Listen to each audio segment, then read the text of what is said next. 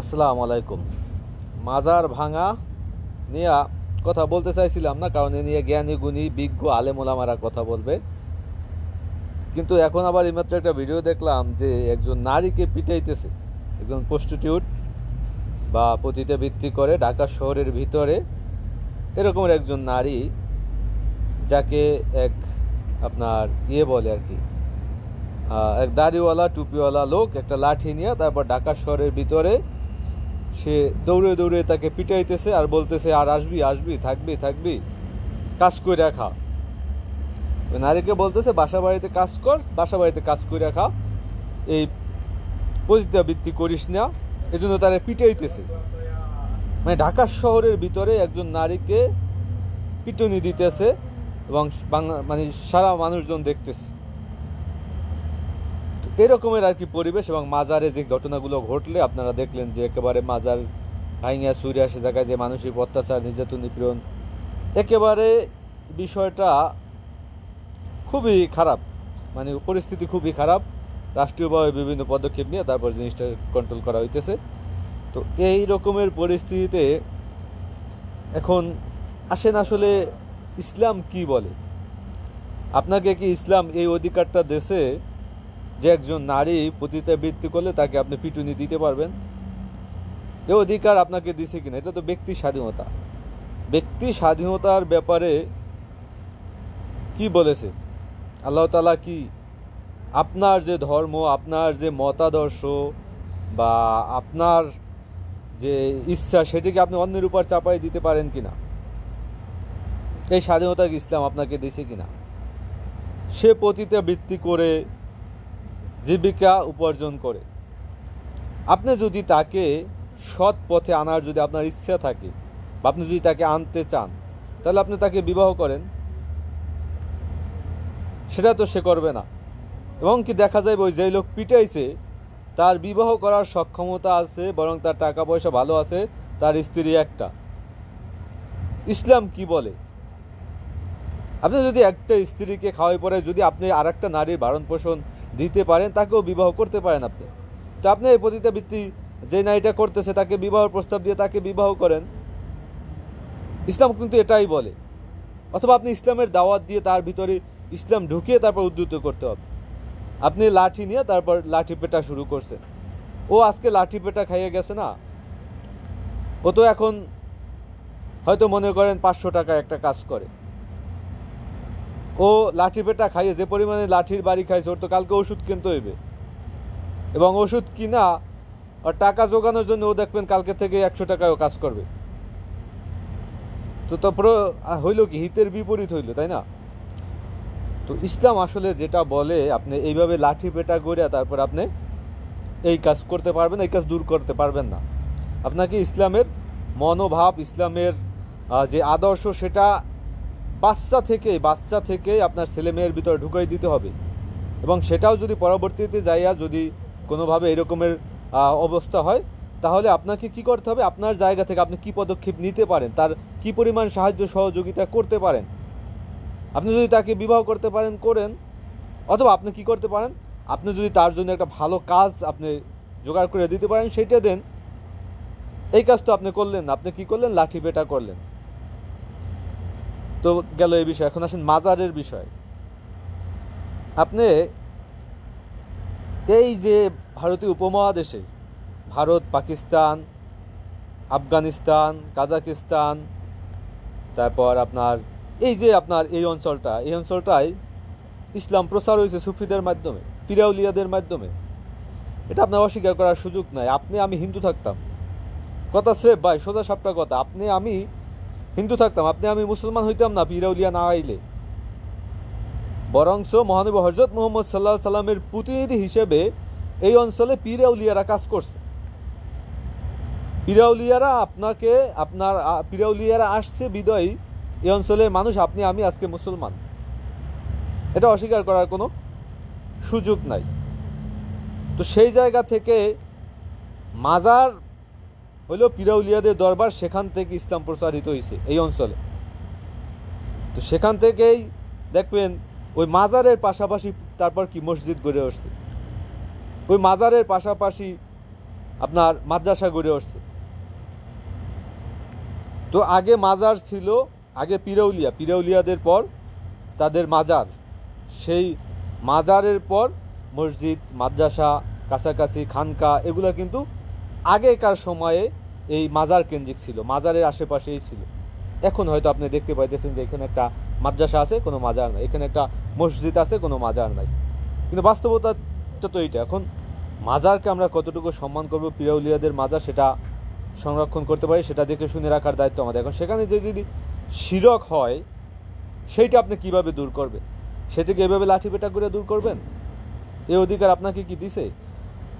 হযরত ওসমান রাদিয়াল্লাহু আনহু যখন তিনি তার স্বজন প্রীতির মাধ্যমে বা তার আপন লোকজনকে গভর্নর হিসেবে নিয়োগ দিলেন, সব জায়গায় তিনি তার স্বজন প্রীতির কাজে লাগাইয়া, মানে নিজের বংশীয় লোকজন বা আপনজনকে তিনি বিভিন্ন জায়গায় গভর্নর হিসেবে নিয়োগ দিলেন। নিয়োগ দেওয়ার পর অন্য মুসলমান বা অন্য গোষ্ঠী তারা বিদ্রোহ করলো। বিদ্রোহ করতে করতে মিশর থেকে বিদ্রোহ করিয়া ওসমান রাদিয়াল্লাহু আনহুর দরজায় এসে পড়ছে। দরজায় আইসা সেখানে অপেক্ষা করতেছে, একদিন যায়, 2 দিন যায়, ওসমান রাদিয়াল্লাহু আনহু পদত্যাগ করেন না। তিনি বলতেছেন, আল্লাহ আমাকে ক্ষমতা দিছে, আল্লাহ চাইছে আমাকে দিছে, আল্লাহ চাইবে আমার কাছ থেকে ক্ষমতা নিয়ে যাবে, আমি নিজে পদত্যাগ করবো না। তার কথা ছিল এইটা। আর যারা তাকে পদত্যাগ করানোর জন্য চাপ সৃষ্টি করতেছে, তারা তো আন্দোলন করতেছে, তারা সে ওসমান রাদিয়াল্লাহু আনহুর দরজায় একের পর মানে সে জায়গায় তারা অবস্থান নিতেছে। 1 দিন যায়, 2 দিন যায়, 3 দিন যায়, 5 দিন যায়, এইভাবে করতে করতে 17টা দিন তার বাড়ির বাইরে অবস্থান করছে বিদ্রোহীরা, কিন্তু তার বাড়ির ভিতরে প্রবেশ করে নাই। কেন প্রবেশ করে নাই বলে? ইসলামে কারো বাড়ির ভিতরে প্রবেশ করার অনুমতি আপনাকে দেয় নাই তার অনুমতি ছাড়া। বাড়ির মালিকের অনুমতি ছাড়া আপনি তার ঘরে প্রবেশ করতে পারবেন না, সোজা সাপটা কথা। এই আইনটা ওই মুসলমানরা জানতো, বুঝতো, এবং এ কারণে দেখেন মিশর থেকে আইসা পড়ছে আন্দোলন করতে করতে, আপনার আইসা ঘরের দরজায় আইসা 17 দিন পর্যন্ত অবস্থান করছে, তারপরও দরজা টপকে ভিতরে ঢুকতে পারে নাই। ওই যে আয়াত আল্লাহ তাআলার, যে কারো বাড়িতে যদি তুমি প্রবেশ করো তাহলে তোমাকেও ওই বাড়ির মালিকের অনুমতি নিয়ে প্রবেশ করতে হবে। তো তারা অপেক্ষা করছিল কখন তাকে বাইরে পাওয়া যায়, এই ধরনের। তো পরবর্তীতে দূর থেকে তারপর তীর মারলো, তীর মারিয়ে তারপর 17 দিন অপেক্ষা করে তারপর দূর থেকে তীর মারলো। তারপর মারা গেছে কিনা এটা নিশ্চিত হওয়ার জন্য অনেকে সেখানে ঢুকে গেছে। তো দেখেন তারা 17 দিন পর্যন্ত ওসমান রাদিয়াল্লাহু অনুমতি দেয় না, এই জন্য তিনি ঘরে ঢুকতে পারে না, বাইরে অবস্থান করছিল। তখন আপনি মাজারের মালিককে, মাজারটার মালিককে, ইসলামে মালিক কীরকমের বোঝে? আপনি দলিলপত্র কাগজপত্র থাকলে ইসলামে আপনি মালিক হইতে পারবেন না। মালিক হইতে হবে আপনাকে রক্ষণাবেক্ষণের মাধ্যমে। আপনি যেই জায়গাটার মনে করেন এখানে একটা জমি আছে, এই জায়গায় আপনি দীর্ঘদিন যাবৎ ভোগ দখল করতেছেন, আপনি রক্ষণাবেক্ষণ করতেছেন, আপনি চাষবাস করেন, আপনি সার দেন, তো সেখান থেকে ফল ভোগের অধিকার আপনার। তো সে অনুযায়ী মাজার যারা দীর্ঘদিন যাবৎ রক্ষণাবেক্ষণ করে আসছিলেন, মাজার তাদের, সেখানে আপনি প্রবেশই করতে পারবেন না তাদের অনুমতি ছাড়া। এখন তাহলে আমরা এই যে শিরক হয়, সে জায়গায় অসামাজিক কার্যকলাপ হয়, সেটা আপনি কিভাবে দূর করবেন? সেটা দূর করার জন্য আপনি হাতে লাঠি তুলে নিতে পারবেন না। আপনি গিয়েই লাঠি নিয়ে তারপর মাজারে বাড়ি এবং সেই লোকের মাথায় বাড়ি আপনি করতে পারবেন না। আপনি রাষ্ট্রীয়ভাবে প্রতিকারের ব্যবস্থা নেন, আপনি তাদের ভিতরে ইসলাম ঢুকিয়ে দেওয়ার চেষ্টা করেন, ইসলামের প্রকৃত যেটা যে শিরক সেটা বুঝিয়ে দেন। আস্তে আস্তে আস্তে আস্তে এইভাবে আপনি ইসলাম প্রচার করতে হবে। ইসলাম ঢুকে আপনার মাথায় বাড়ি দিয়ে ইসলাম প্রচার করার দায়িত্ব আপনার না। এটা শুধু এই বেবিলনের জন্য। বেবিলনের ভিতরে তখন আপনার ব্যক্তি স্বাধীনতা ছিল না, গোত্রপতিদের আন্ডারে বিভিন্ন মানুষজন ছিল, তারা চাইলে ধর্মগ্রহণ করতে পারে নাই। তারা গোত্রপতিদেরকে তারপর কি করলো? হত্যা করলো, গোত্রপতিদেরকে আপনার দমন করলো। তারপর মানুষ দলে দলে এসে ইসলাম গ্রহণ করছে, কারণ গোত্রপতিদেরকে যখন করে দিছে তখন দাসমুক্ত হয়ে গেছে। দাসমুক্ত হওয়ার কারণে সে স্বেচ্ছায় এসে ইসলাম গ্রহণ করছে। এখন আপনি সেই যে সেখানকার বা সেই অবস্থাকে কেন্দ্র করে আপনি এইখানে এসেও যদি মাথায় বাড়ি দেন, এটা আসলে এই অঞ্চলের জন্য না। এই অঞ্চলের ইসলাম প্রচারের থিওরি ভিন্ন ছিল। এখানে হযরত মুহাম্মদ সাল্লাল্লাহু আলাইহি ওয়াসাল্লাম আইসা যুদ্ধ করে ইসলাম প্রচার করে নাই, আর এই অঞ্চলে আপনি যুদ্ধ করে ইসলাম প্রচার করা ঠিক না। যুদ্ধ করে ইসলাম প্রচার যেখানে ছিল সেইখানে ছিল, এটা ছিল আপনার আপনার এই যে বেবিলনে সেখানে যুদ্ধ করে ইসলাম প্রচার করা হয়েছে। আর ওখানে ইসলাম প্রচার হয়েছে সুফিদের মাধ্যমে। আর ওখানে আপনি মাথায় বাড়ি দিয়ে যুদ্ধ করে তারপর ইসলাম প্রচার করার দায়িত্ব আপনাকে দেয় নাই। আর আপনি কিসে ইসলাম প্রচার করবেন? আপনি নিজের মুসলমানদেরকে তারপর অত্যাচার নির্যাতন নিপীড়ন করে আপনি ইসলাম প্রচার করবেন? তাদেরকে বুঝাইতে হইবে। একবার না পারলে 10 বার বলেন, আপনি না পারলে আপনি বললেন না, কিন্তু মাথায় বাড়ি দেওয়ার অধিকার আপনাকে ইসলাম দিছে কিনা এই জিনিসটা বুঝতে হবে না? আপনি যাই একজনের মাথায় বাড়ি দিলেন, এটা কি পারেন আপনি? এই অধিকার আপনাকে কে দিয়েছে?